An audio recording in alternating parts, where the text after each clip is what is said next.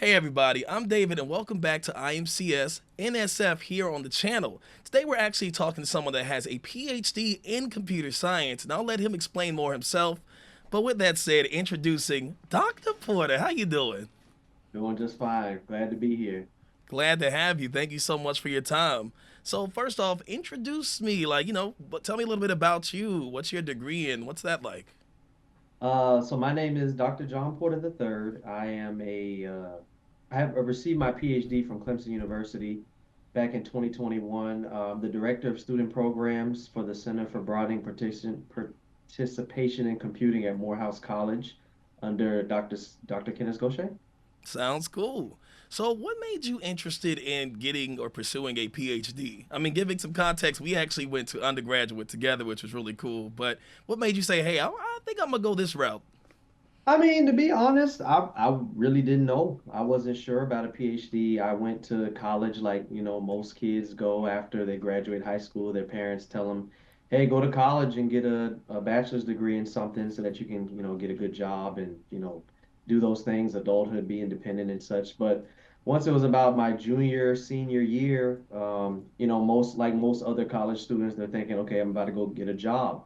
But around junior year, Dr. Gaucher had just come to Morehouse College and he was doing research, which I hadn't seen in the labs freshman and sophomore year. But then when he came in, he wanted to do some research. He told us that, hey, I have like some funding, always good to get funding in college to participate in some research, do some interviews, work on some projects, use my technical skills. And once I got connected with him, started working on some research, and then he told me about PhD. I had knew about masters. A lot of people talk about bachelors and masters. You hear PhD, but you always think, at least for me, I thought it was more like medical. When you hear doctor, you're thinking like a surgeon or somebody that does something in medicine or very niche technical, not even technical, but biological type field, veterinarians and stuff like that. I didn't know you can get a doctorate in computer science. But then when he explained to me about research and you can have a PhD, which is a philosophy and the type degree, I found out that it was a possibility. And then he shared some information with me about, what it more it was and how to get into it. And that's how I got started. That's actually pretty cool. That's actually cool. I'm a little bit biased because I was there too. But what I do want to ask, since you mentioned computer science, what started your initial interest within computer science, even from the undergraduate level?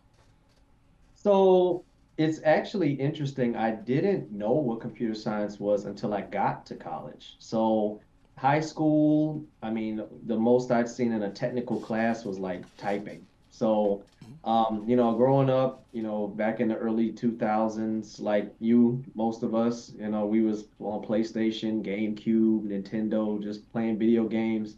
I was the family technician, so a new TV came to the house. It's like, hey Jay, can you set this up? I set it up and I had to like learn as I went about how to integrate into technology, Gmail and all those things, MySpace and all that was coming out. Social media was in the early trend. So in my mind, I'm like, okay, I think I know a little bit of technology. I didn't know about coding, but I felt like I knew enough I was interested in technology and gaming and things like that from a young age. So when I went to college, I didn't really have a degree I didn't I was an undeclared major, that's what I should say. I think I went in for physics because I just didn't know what to pick. They said, "Hey, what do you want your degree to be in?" I said, "I don't really know." They said, "What do you like to do?" I said, "I like math." They said, "Do you want to be a math major?" I said, "No, I I like can math." understand. Yeah, Hmm. I like math, but I don't like it that much. So then they said, okay, well, there's physics. And then I was like, well, what is physics? I had never taken a physics class in high school. When I took that first spring semester physics class, I was like, not for me. At least you learn quick, man. Yeah, yeah, but eventually, at least getting to Morehouse and getting into that physics class and meeting people in my dorm rooms and stuff. Me and you, we met Trey. Hmm. He told us about computer science, and we were like, "What is it? This looks kind of crazy. I don't know about coding. That seems like something real heavy." And then he just showed us like Hello World and some real basic stuff, and we were like, "Oh, this is simple. This is pretty easy. It's just like plug and play, to an extent. You just Yeah. have to kind of learn the rules, but once you know the rules, you can pretty much." build anything from big to small. And then, we got into the computer science program and just took off from there. I think the funny part about it is I too started as a physics major, as you know, and let you all know I did make that switch. Not after the first class, it was the second, and I was like, I'm not going to keep doing this. I'm going to finish Yeah. this. Let's try something else in the computer science because it's more of an accessible general field and you can kind of pick your niche. But speaking of picking our niche and different areas, I know you mentioned research. What are some of your, whether it be research interest or research that you've done or actively working on, wherever you want to throw that at? So I started off when Dr. Gaucher approached me about research, and he was like, "What are you interested in?" I'm just a small town pastor's kid. So I'm like, well, I know the Bible. I know, that stuff. Other than that, I'm like, what does you love to do? I'm like, I don't know. And then he was just like, you can do research out of anything. So I said, okay, what about like counseling? And then, because I talked to people about different things in the Bible and all that. And he was just like, yeah, we can do that. And I got my first journal publication from using spiritual counseling on embodied conversational agents with Dr. Gaucher because he knew about embodied conversational agents. That's what his research topic was in. So he was just like, yeah, let's take that with your interest and write something up. And it got published.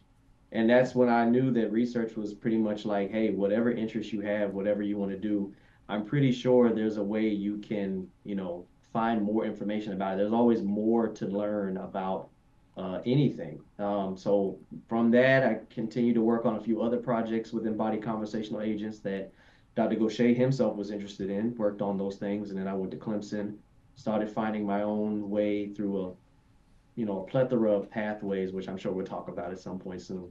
And yeah, that's how I got into research, and that was my initial introduction into it. So what sounds cool is that you were able to connect both something you were interested in, whether it being a PK, counseling and helping people, and bring that with computer science. Do you feel that in academia that's something that can happen often? Like, like what do you feel like? Can you really tie your interest in a field, or are you gonna just kind of be locked in? Well, it really just kind of depends on a few factors. One would be your advisor, and two would be how much time you're willing to put in on your own. So, with doing any level of research, you kind of have to do some background digging to see one, who else has done this work in the past. If it's something that they have already done really all the way, and if you want to replicate it or maybe branch off of what they did. So, it's a lot of background research. And then with the advisor part, it just comes to how willing they are to help you pursue your particular interests. Me and we went to Mhm. Clemson, we both told the advisors that we had something we were interested in. And sometimes they would say, I know something about that. Let's go ahead. And then sometimes they would say, I don't know anything. I know something about this particular subset of what you're talking about, but I don't know anything about this. And then that's when other professors that might know a little bit about this can come in and give their advice. And that's the great thing about research. It's all about the collaboration because you can have a doctor or a research advisor in computer science, have a research advisor in technology, in a psychology or sociology or biology or any other type of major field that you want to tie in with something else. And between the two of those advisors, both teaching about those particular subsets that you want to talk about, can come together a brand new research that neither individual party themselves could have aligned. But with both of them giving their research and guidance, it's still at the end of the day, it comes back to you to be the one to say, okay, I'm going to take as much information I can get from here and from here. And then the rest, I'm going to take some of my personal time to go and find more information and bring it back to these entities. So it's a kind of a feedback loop where the advisor is like, look, I'm here to guide you, but I can't do all the work for you because I have my own research to do. I have other students that I need to work with, and vice versa, where you know that you can't do all of it on your own because you don't really have the research background and not mindset to know exactly where to go. So it's a little bit of give and take. But yes, long answer to can you do whatever you want in your research? The answer is yes, but sometimes it might take a little bit of extra reaching out and collaborative feedback from people that you can come into contact with to get there. Makes sense. I got two questions that come forward. It's a flow of conversation, but Mhm. first, it sounds like the PhD is very very independent and on the individual themselves. Would you say that, or I how would would you say feel? I would say it's a little bit of both. 100% it is going to require a lot of independent time and effort because the whole point of a PhD is that you're bringing in new knowledge that no one else has been able to bring in before you. So you might tie in a little bit of background from this advisor or this advisor because you're going to have a committee of research advisors on, the overlooking your work to make sure that you're doing it ethically and, research sound and everything like that. But at the end of the day, this is your dissertation. This is you saying, based on all these nuggets of knowledge and research and advisors that I've come across in my pathway, Hmm. this is a new set of knowledge that I can say I've added to the research book of knowledge that is worldwide accessible now. So you would be, when you have a PhD, you are now the expert in whatever this particular dissertation topic is. Now, that doesn't mean you need to be the expert on everything computer science, right? Because that's why there's so many people that have PhDs in computer science. But you're saying that when it comes to this particular item when it comes to research. At this particular moment, I'm the expert in this because, again, somebody could have done something where they got their PhD on this particular topic back in 2004. You come up in 2009 and you want to expound upon where they left off at, then you can. So think of getting a PhD as the tree of knowledge, Hmm. and when you get your PhD, you're just inserting a new branch on that tree. There are going to be so many people that come after you that will read what you did and then make a branch and a branch and a branch and a branch even after that. And you or yourself are just usually taking what you're trying to do and then attaching yourself to a branch that is already existing and just expounding upon it. I love that. Come on, Tree of Wisdom. It's great to hear. So, you did mention that there are plenty of different PhD scholars and advisors out there. Do you have any advice for someone that's looking for their first PhD advisor? There's some things they should look out for. So the myth of PhD is that you need to come in day one, have an advisor, hit the ground running, and do research. That's great for some people that, have maybe built those connections before they even get to campus. But for a lot of people like me, and most people, honestly, they just say, I'm going to apply for a PhD program, get accepted, and then we'll take it from there. And there's nothing wrong with that. That's actually normal. The what all PhD programs usually tell you first year, second year is take the classes, learn about research methods, learn about all the different possibilities of the field that you're getting your PhD in and see all the breadth and the width of what possibilities there are. And then usually those research methods classes are really general for any topic that you would like to pursue, but they're just showing you that once you've decided your topic, how you can go about doing the research methodology to pursue it, to write it into a presumable paper that can get accepted somewhere, and then move you along the ladder. But in that first year, that second year, you're really just taking courses, building relationships, connecting with maybe graduate students that have already been there for a couple of years that are already working towards their PhD to kind of get the pitfalls of what you should be looking for and what you shouldn't be looking for. And when it comes to advisors, these advisors are teaching the classes that you're taking. These are your professors. So you come in your PhD program, year one, you're going to take maybe 4 classes, 3, 4 to 5 classes. Those professors have PhDs most of the time, and those professors are going to be within your program of study. They're going to be your potential selection of advisors for your PhD. So as you're taking the classes and you're learning from them the general scope of what you can do, you're also going to be learning about the different research fields that they specialize in and seeing if you're interested in, working with them in regards to learning more about what that research entails. And then they're going to be doing the same for you. So it's really a double interview process. Well, while you're in the class, they're looking across the threshold to see what students look like they're really interested and want to have the inner gumption to, jump on the ship and let's get rolling. Meanwhile, you're over there looking at all the different uh, facets and colors of research that you're going to be exposed to and deciding which one you think is best for you. I love that. And I love that you even mentioned that it's okay for people to come into the program and say, hey, you don't have to know it starting out. Like you said, some people may have a misconception of when you go in, you're going to study this, this is my advice, or whatever it may be. Not everyone's journey is going to be the same. So I love that. But speaking of misconceptions, are there any misconceptions or areas about the PhD that you like to either debunk or say, hey, it's actually like this instead? I mean, I think one big thing that everybody is always usually concerned about when it comes to the PhD, aside from, maybe not knowing research or not knowing how to pick an advisor, is how am I going to eat? You're gonna need some food. They're like, hey, who's paying for this? A lot of times you just came off of undergrad and you probably have loans from undergrad already, and you're trying to decide, is it worth me adding more loans? Is it worth me, is there a way where I can maybe find a job while I'm in my PhD that's not going to prolong it too much, but I got to keep food on the table? So I think understanding that, yes, there is plenty of support out there for you to get your PhD. There's actually not as many people that are pursuing PhDs as you think. Most times, either because they already landed a job that they're happy with, they don't really want to go any deeper than that into the PhD level. A lot of people might say, I just want to get my master's and call it a day because this is give me all the money that I need or all the interest that I have in this field. So when you get to PhD, yes, it's a little bit more rigorous, and yes, it's a little bit more time consuming in regards to the overall output when the finish line.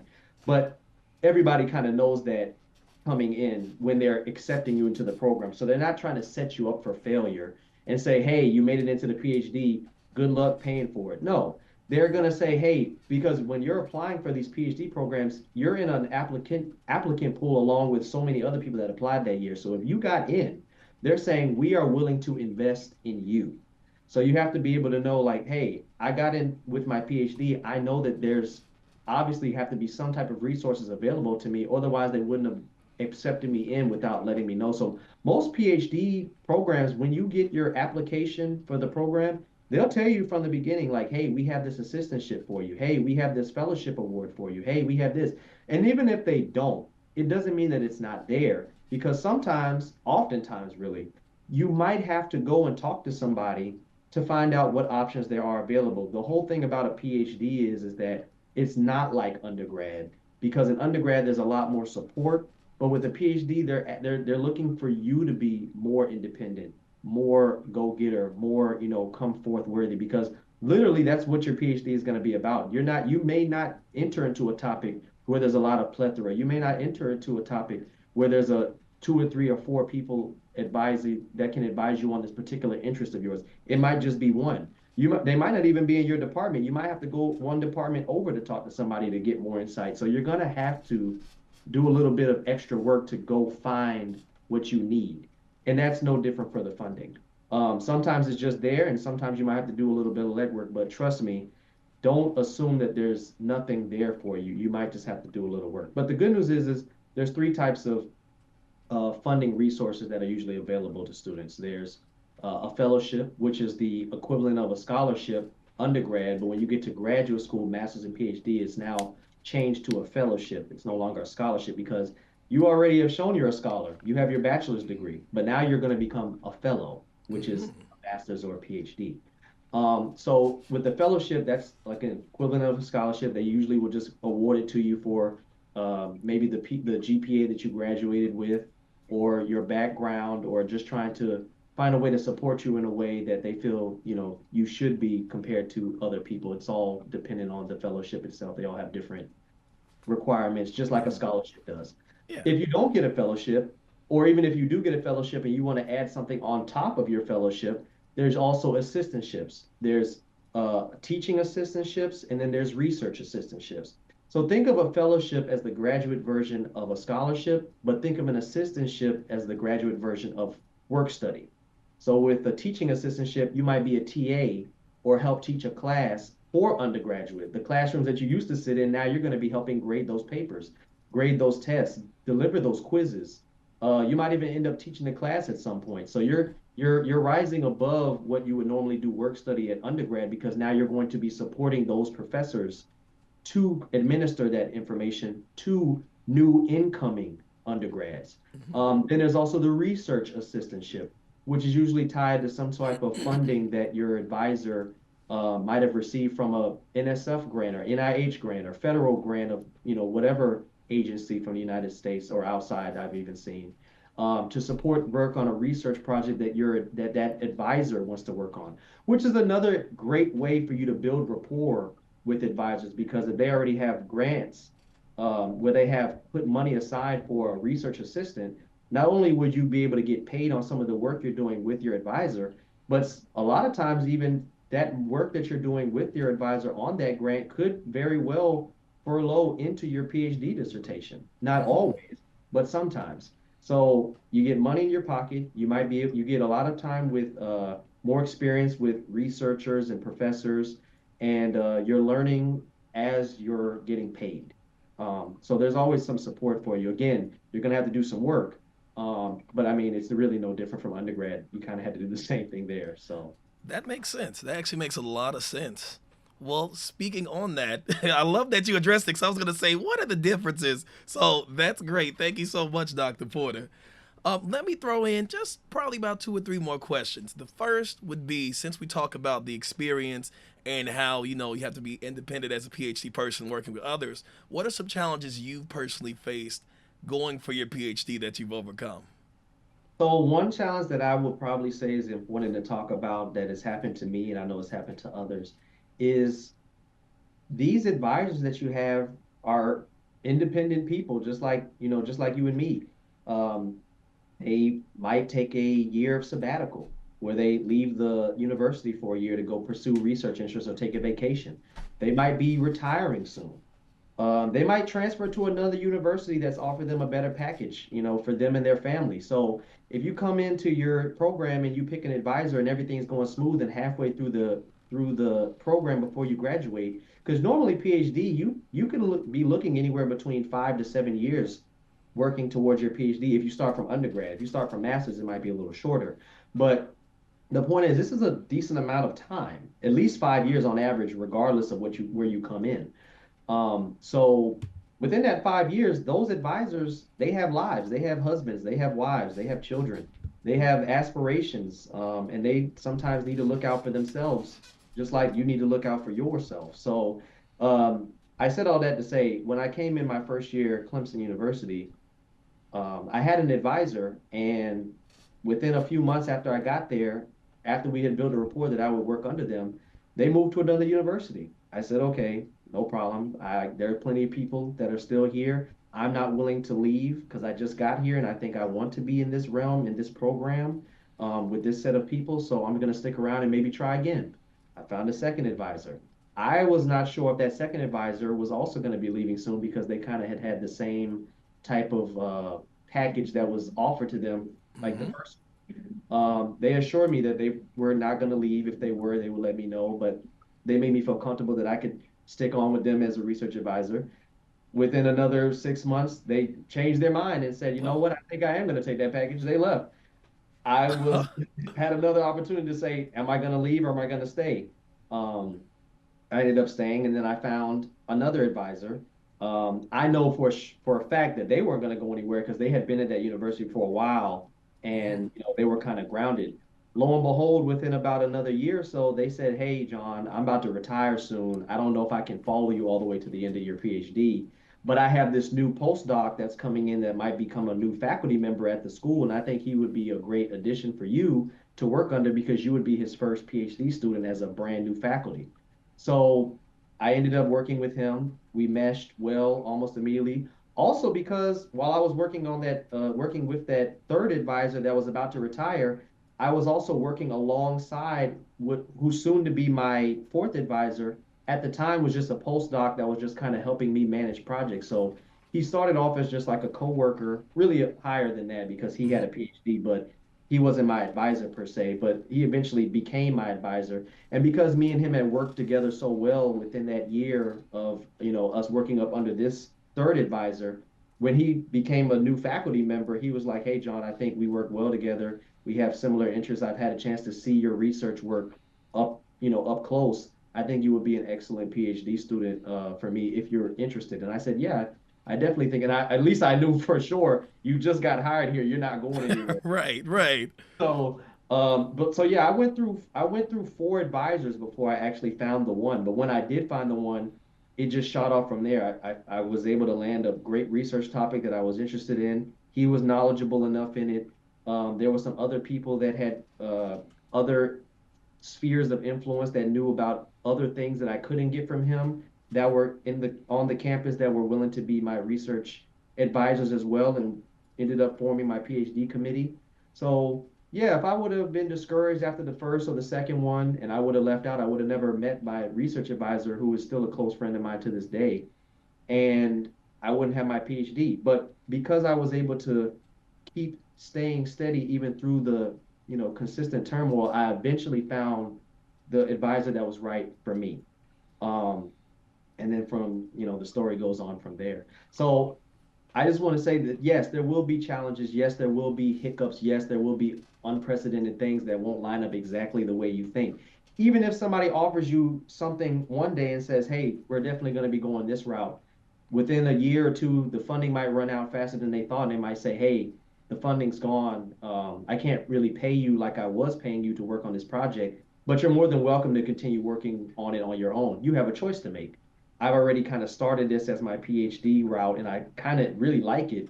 Am I willing to continue doing it even if I'm not getting paid to do it, to the point where I might have to work on a second project to keep the bills paid while still working on my first project to do my PhD?" So there's a lot of juggling, a lot of things to consider.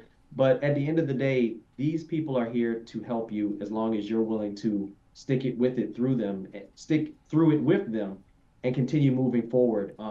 And I can honestly say that I've seen that not only just for me, but I've seen it from a lot of other PhD students that I knew when I was going through, that kind of had similar. It wasn't exactly the exact same, but they had their own level of pitfalls and challenges when it comes to that as well. And eventually, they were able to get through them. So I think if you just continuously work and trust yourself, because that first advisor, this first and second advisor that left, they offered for me to leave Clemson and go with them down to where they were. Um, if I would have left with them, then I wouldn't have been able to get what I had at Clemson, one. And two, they eventually left that same university that they went to and moved again. Oh So I wow. probably would have been At moving another around. university that way too. Yeah, I would have kept going from state to state, and who knows if that would have actually even added time to my PhD. So Right. on one hand, you can be like, okay, well, you lost 2 or 3 years juggling between advisor to advisor, but who's to say that I couldn't have still lost 2 to 3 years moving around so many times from state to state? So you can't always assume the worst because you just really don't know how it's going to go. You just have to be willing to, trust what you think is right for you and just keep moving forward That makes sense. Hey, it all works out somehow, right? somehow.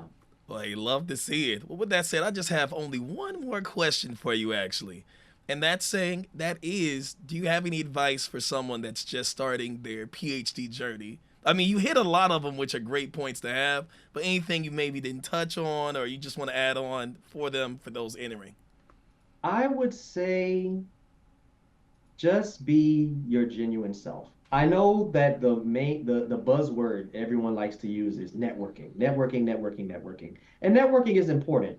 But when you're talking to people and trying to engage with professors or people in the department, they can usually tell the difference between you genuinely wanting to know who they are and what they're interested in, or you're just kind of plucking at them for information to see, what I can get, what you can get, what I can give, what you can give. Makes But sense. there's been so many times where I've just stopped by a professor's office just to say how you're doing. I might not even be in your class anymore, but I just wanted to, say, hey, like, yeah, I remember you from the class. Because when you get to a PhD program, it's very close knit. There's not that many PhD students, at least in your field, and there's also not that many PhD professors that are teaching in your field. So eventually, you get to know them all. At some point, you might not be best friends with all your other PhD cohort students, but you at least know who they are. They know who you are. You eventually start learning what research they're focusing on, and they learn about what research you're focusing on. All the professors know what research you're focusing on because they're all advisors to somebody, and they all talk about what's going on with all of their students all the time. So when you're doing your networking, you don't really need to be doing it with the mindset of networking.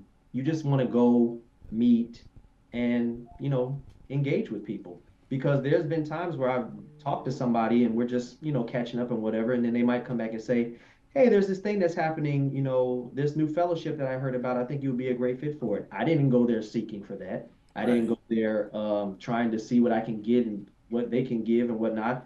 I just was able to have a genuine rapport with them throughout the months and the years. And at some point, an opportunity was presented to me just based on our relationship. So I think the more important thing to remind yourself when you're doing networking is just be genuine and don't always engage with somebody seeking for something for yourself. Sometimes you can just have a conversation with somebody and just check in, knock on the door, and just see how they're doing, see how classes are going, or what project they might be working on. And if they don't have any funding or whatnot, then don't worry about it. Just keep saying hello to everybody and checking in because one day they might end up having funding and you might be the first person that they think about because a lot of times when you're in these PhD programs, they're talking about you and they're looking at your type of character and what type of worker that you are, just like you're doing the same for them. And a lot of times, most people enjoy working with somebody that they just enjoy working with, not even just because they're the best coder, but because they're just a genuinely nice person. So you might be the best coder and have the best skills on the block, but if nobody really likes to work with you because you're rude, it's not really going to take Yeah. you as far as you think. So just remember that be kind, be intentional, and just trust yourself. That makes sense. Even outside of the PhD program, just in general in life, hey, just make those connections, be yourself, and you'll thrive in your industry. But with that said, Dr. Porter, thank you so much for your time and your words. And yet again, I appreciate it. I'm sure people will be on the lookout for your research and work there as well. And be sure to look up Dr. John Porter III. Thank you so much for your time. Thanks for having me.